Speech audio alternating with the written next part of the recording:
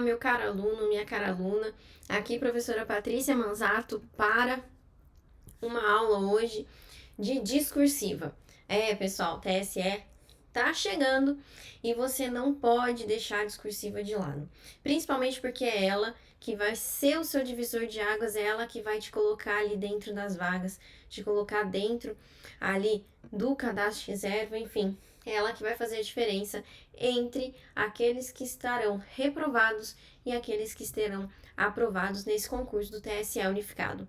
E hoje eu quero falar com você que está prestando o cargo de analista da área judiciária, os formados em direito. Então, olha só, gente, hoje aqui eu separei alguns temas que eu acho que são importantes para a sua preparação nessa reta final, assim, nesses dias finais, né? São assuntos que você tem que pensar e tem que, se não chegou a estudar, se não chegou a olhar com calma, volta ali, dá uma olhada, faz as suas anotações, escreva alguns parágrafos sobre o assunto para que você venha aí ter êxito na sua prova. Espero enormemente que você volte, inclusive, nesse vídeo e comenta aqui nele que, olha, consegui fazer a minha discursiva, o tema foi dentro ali do que você estava prevendo e consegui ali me dar bem. É isso que eu mais gosto. E olha só, gente, antes que eu esqueça, se você não deixou o like nesse vídeo, colabora com a prof aqui, vai, e compartilha também esse vídeo com aquele amigo concurseiro, amiga concurseira que você sabe que está se preparando aqui para o cargo de AJJ do concurso do TSE unificado. Então, vem comigo, porque hoje a gente tem muita coisa para falar. E eu não quero também que você fique perdendo aí muito tempo nos seus estudos. Então, assiste aqui comigo, faça as suas anotações e aí corre ali para estudar todos esses tópicos, todos esses pontos aí que eu vou tratar com você hoje, tá bom? Então, olha só, vem aqui comigo para os nossos temas quentes de AJJ, pessoal. Bom, primeiro, lembrar para vocês, né, alguns pontos essenciais aqui do Sebrasp. O primeiro deles é que a proposta, ela gira em torno do cargo, tá? Então, a sua proposta, ela vai ter escopo no seu cargo de AJJ. Essa é uma característica intrínseca do Sebrasp. Tá? Então, dentro ali do que vai ser pedido, vai ter efetivamente dentro o que você efetivamente vai fazer dentro das atribuições, tá? Inclusive, dentro das atribuições de AJJ tem a parte de análise de casos, análise jurídicas, pesquisas, não só de doutrina, mas também de jurisprudência. Então, esse ponto aí tem que estar sempre muito atento na sua preparação. Lembrando também que as discursivas do Sebrasp, né, quando a gente tem esse tipo de prova, ele costuma dividir, né, o enunciado, a proposta, em tópicos. Tá? O que significa isso, Patrícia? Que se por acaso ele venha te pedir ali alguma questão relacionada ao processo eleitoral, por exemplo, né? O tema ele vai te dar. E aí você vai olhar para o tema e vai falar assim, nossa, excelente, estudei muito, me aprofundei, sei tudo sobre o processo eleitoral. Você vai escrever tudo sobre o processo eleitoral na prova? Não. Você vai se ater aos aspectos que ele colocar ali nos tópicos, tá? E pensando nisso, tá? Se ele te pediu tópico A, B e C no seu texto, na sua dissertação, você vai ter ali uma introdução, tópico A, B e C, tá? Não fuja dessa ordem, tá? Isso porque isso vai facilitar o trabalho do examinador e facilitando o trabalho do examinador, ele não vai precisar ficar caçando informação. E infelizmente eu tenho que te falar isso, examinador não caça informação, não caça conteúdo dentro da sua discursiva. Ele não tá corrigindo um texto, ele tá corrigindo muitos textos, tá? Então, assim, quando ele recebe ali o espelho de correção, ele vai fazer ali, ele vai comparar com o seu texto. Então, no espelho de correção dele tem aspecto A, B e C. No seu texto tem que ter aspecto A, B e C, para que você consiga aí chegar à nota máxima no seu texto, tá bom? Importante também, principalmente aqui falando com os advogados, tá? Gente, linguagem clara e objetiva. Linguagem clara e objetiva. E linguagem técnica equilibrada.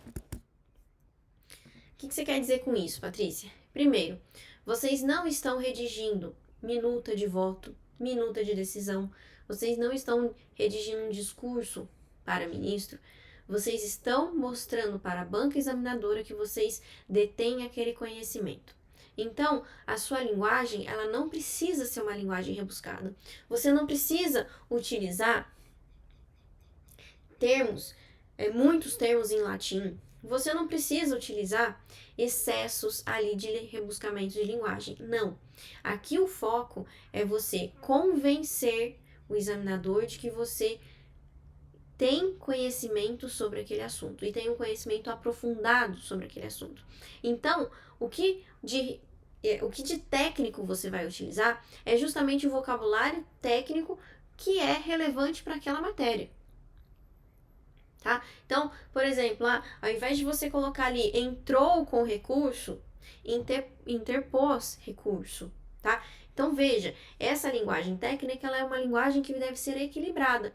Então, não vai puxar para o rebuscamento, para inversões da frase, para fugir da ordem direta. Não, ao contrário, tá?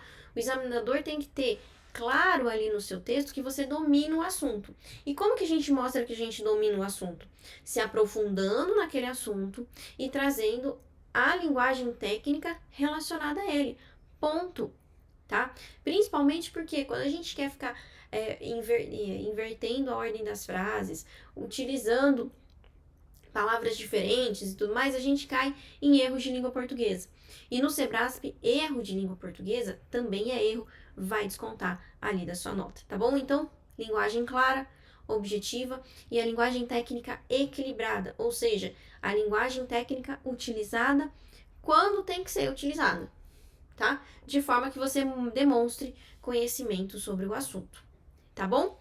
Então, esses aqui são os aspectos que eu acho importantes ali a gente lembrar. Da mesma forma como eu quero trazer para vocês esses pontos, porque isso daqui é imperdoável, tá, gente? Você perder ponto nessa altura do campeonato por apresentação, tá? Não dá, ok? E quesitos que são avaliados, por exemplo, dentro da apresentação: rasura, margem e parágrafo. Esses 3 pontos, não vou permitir que você seja apenado por isso. Então, se liga para não cometer esses erros na sua discursiva. Primeiro ponto. Rasura, como que eu faço, Patrícia? Eu acho que eu vou fazer assim, ó. Eu escrevi importante e errado, aí eu não quero que o examinador veja o que eu errei. Então, eu vou pintar a palavra aqui no meu texto. Tá certo? Não. Está totalmente errado. Isso daí é considerado rasura para o Sebrasp. Então, eu vou colocar entre parênteses, para o examinador não ter dúvida, e vou aqui dar uma pintadinha assim. É assim que faz, Patrícia? Não. Assim também é considerado rasura, tá? O correto, o que você vai fazer? Você vai passar apenas um traço e colocar a palavra logo em seguida, tá? Vai colocar ali a palavra logo em seguida na linha. Não queira escrever aqui, ó, por cima, tá? Também não. Lembre-se, nada do que está fora da linha é lido. Então, se você acrescentou uma palavra aqui em cima, começou a palavra, né, faz um tique, né, e escreve por cima, tudo isso não vai ser lido, tá? O examinador simplesmente vai desconsiderar aí essa palavra que você colocou fora da linha, tá? Da mesma forma que é considerado rasura, quando você tenta consertar a palavra, você faz assim: não, Patrícia, mas é só assim, ó, era um O, mas eu escrevi um A, então eu vou passar aqui por cima. Não. Tentou consertar a palavra, o examinador viu que você tentou consertar a palavra, é rasura, tá? Errou a palavra, passa um traço e escreva na frente novamente, tá? Essa é a regra para você não ter ali problemas de rasura no seu texto. Da mesma forma que margem e parágrafo, tá? Então, gente, primeira coisa, parágrafo, tá? Então, eu escrevi o primeiro parágrafo aqui, o segundo aqui e o terceiro aqui. Vejam, eu tenho aqui, né? Eu tenho aqui, olha só, né? A mesma linha. Isso está correto. O que está errado, Patrícia? Está errado você fazer assim, ó. Comecei o parágrafo. Opa. Comecei o parágrafo. Aí, vou colocar o segundo aqui. O último parágrafo, nossa, vai faltar linha para eu escrever, então eu vou colocar aqui. Tá? Isso daqui é erro de paragrafação, tá? Principalmente porque esse aqui, ó, a linha 5, aqui nem vai ser considerado parágrafo. Ou seja, tá? Além de você ter um erro de apresentação, você também vai ter um erro de coesão e coerência, porque você não manteve ali uma sequência lógica estruturada dentro do texto, tá? Então, duas aí apenações, ou seja, começou a uma distância razoável, né? Já começa a uma distância razoável, não precisa fazer um parágrafo muito grande, mas que ali o examinador bate o olho e ele enxerga que efetivamente aquilo é um parágrafo, tá? E aí, mantém a mesma distância em todos os parágrafos. Agora, margem, tá? Problema aqui da margem direita. O que normalmente acontece? Acontece o seguinte, que você está escrevendo, aí você passou um pouquinho. Ou vai terminar a palavra, e aí faz bem juntinho, mas aí passou. Ou se não, preciso separar a palavra, não vi que estava terminando e vou colocar o hífen para fora. Gente, aqui, tudo isso daqui não é considerado para a sua avaliação, tá? Ou seja, nada do que passa da margem é lido. No caso da linha 2 aqui, por exemplo, tá? No caso da linha 2, você vai ter um erro ali de ortografia, porque se eu não leio, né, essa palavra, essa letra que ficou para fora, então você cortou a palavra ali no final, erro de ortografia. Da mesma forma na linha 3, por quê? Porque você deixou o hífen para fora. Deixou o hífen para fora, tá? Você tem aí um problema de divisão de separação silábica, erro também relacionado à ortografia, tá? Então, cuidado com a margem, se policia para que você consiga aí separar a sílaba da forma correta, para que você não diminua a letra para chegar na margem, tá? Se o examinador não entender a sua letra, ele simplesmente vai tirar ponto de você, tá? E também cuidado aqui em relação à letra que eu não coloquei, mas eu lembrei agora, cuidado a diferenciação entre maiúsculas e minúsculas. Tem gente que faz, por exemplo, F, faz o F maiúsculo e o minúsculo igual, só faz a diferença ali de tamanho. Cuidado, que esses tamanhos sejam muito bem organizados e que o F minúsculo não fique com cara de F maiúsculo, tá? T também, em alguns casos. Então, essas letras assim que podem causar dúvida, o examinador não tem dúvida. Ele vai te apenar, ele vai tirar ponto de você, tá bom? Então, só cuidado com isso. Passado a organização ali, as características do texto do Sebrasp, passados ali tudo que vocês não podem fazer, vamos para os temas? Vamos direto aqui para os temas, que eu trouxe 4 tópicos aqui que vocês precisam ficar ligados nesses últimos dias. O primeiro deles é processo eleitoral e ações judiciais e eleitorais, tá? Então, quando eu falo aqui, tá, de ações eleitorais, gente, olha com carinho para essas ações, tá? Então, olha só, ação de impugnação de registro, ação de impugnação de registro de candidatura, investigação policial eleitoral, tá? E abuso de poder político e econômico. Patrícia, o que eu preciso saber dessas ações? Você precisa saber o rito delas, tá? Então, desde quem tem competência para entrar com a ação, quem tem competência para julgar essas ações, quais são os ritos ali dentro dela, se tem alguma exceção, se tem prazo, tudo ali, faça realmente ali um processo da ação, né? Faça um esquema aí que você consegue trabalhar todos esses aspectos dessas ações, tá? Paralelo a isso, né? Tenha aqui em mente esses atos preparatórios à apuração eleitoral. A gente tem que lembrar que o processo eleitoral, né? Então, o que vem antes do processo, o que vem antes da votação, a votação em si e a apuração é realmente um processo. Então, prazos, datas, tá? Tudo isso tem que estar aí na cabeça, porque dentro da sua prova discursiva pode vir um caso, por exemplo, que você vai ter que falar ali que não dá para esse candidato, não dá para esse candidato concorrer, porque ali ele feriu alguns dos prazos, tá? Então tenha isso muito em mente para que você consiga aí estabelecer esses processos de forma clara na sua cabeça, ok? Então, processo eleitoral e ações judiciais eleitorais, aí é a minha primeira aposta para vocês. Eu também não posso deixar de falar dos controles e garantias eleitorais.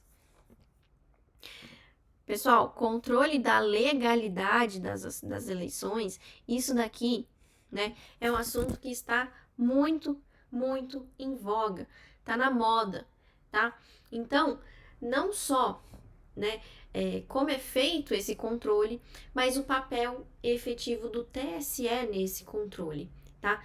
Tanto no controle ali de legalidade geral, mas também olhar para os atos eleitorais, para a fiscalização de condutas vedadas. Então, qual o papel do TSE, qual o papel dos regionais nesse trabalho, tá? E as garantias eleitorais, tá? Então, olha só, o direito ao voto, né? A repressão à violência política, o transporte de eleitores, todos esses são garantias eleitorais, tá? Você também pode pensar nas garantias também relacionadas ao não só ao direito de voto, né? De votar, mas de ser votado, tá? Então, a gente sempre tem que lembrar desses dois caminhos, desses dois vieses aqui, ok? Gente, eu sei que a prova de vocês é relacionada a um tribunal de justiça especializada, a justiça eleitoral, mas a gente não pode esquecer da importância do processo civil dentro dos procedimentos ali no direito eleitoral. Então, olhar com carinho para o processo civil, né? Mas em especial, tá? Questão de jurisdição, ação e pressupostos processuais dentro do direito processual civil, ok? E algo que é muito importante dentro da justiça eleitoral, que são as tutelas e os meios de impugnação, ok? Então, inclusive, né, olhando aqui para os recursos, tá? Tutela é algo, né, um assunto que é bastante demandado dentro ali do processo civil, e os meios de impugnação também. Principalmente porque, né, se você tiver ali na sua prova um caso, ou ainda uma situação hipotética e que você tem que se posicionar a respeito disso, muito provavelmente venha questões ali de impugnação, tá? Então, às vezes, não será uma questão 100% voltado ao processo civil, mas utilizando o processo civil como parte da questão. Então, esses assuntos de impugnação, de tutela, tem que estar aí na sua mente, você tem que saber aí todos os detalhes, todo o detalhamento, para não deixar aí nada sem responder na sua prova, ok? E para finalizar, pessoal, eu trouxe aqui a questão dos direitos políticos e direitos fundamentais, tá? A gente tem uma discussão aqui grande, ultimamente, na questão dos sistemas de sufrágio e representatividade, tá? Então, olha só, a análise do sufrágio universal, modo de votação, natureza do voto, tá?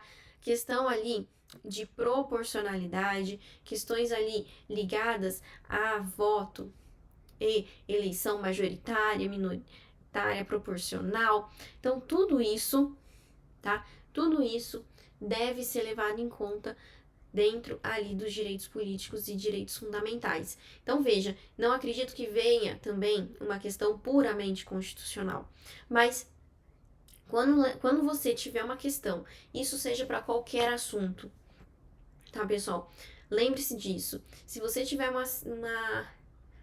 uma questão que, tudo bem que você tem a legislação própria, mas a base dela está na Constituição, não esqueça de fazer essa ponte, de começar pela Constituição e ir chegando até a ponta, tá? Isso é importante porque te dá um maior aprofundamento na questão, você traz aí uma base maior e realmente consegue aí ampliar a sua visão e o seu escopo de análise, tá? Então, assim, falando em questão de direitos políticos, em direitos fundamentais, esse assunto ele pode conversar com basicamente todos os outros que eu falei aqui, né? Por quê? Porque a gente sabe que muitas das bases estão na Constituição.